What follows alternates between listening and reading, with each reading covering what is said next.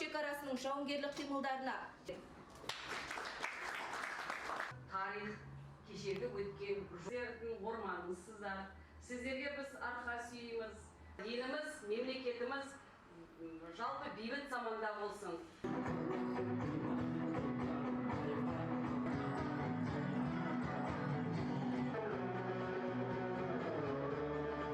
Мәншүк Мәметов атындағы педагогикалық жоғары колледжінің ұйымдастыруымен Қазақстан Республикасының қарулы күштеріне 30 жыл толуына орай егеменді ел қарулы күштер атты ерлік сабағы ұйымдастырылды.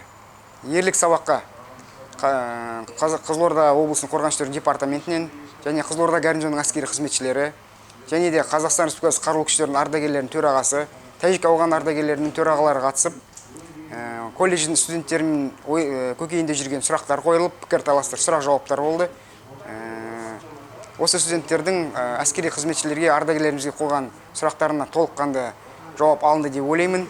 Студенттердің қойған сұрақтары барысында әскерге деген, жастардың әскерге деген сұрақтары, пікірлері алынып, әскерде жүрген сарбаздар туралы, сарбаздардың жағдайлары туралы сұрақтар қойылып, толыққанды жауаптар алынды деген ойдамын.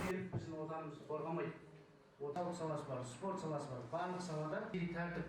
Бізде әскерide айтады ғой, тәртіпке әскери тілде айтқанда. Еліміз аман, жұртымыз тыныш болсын.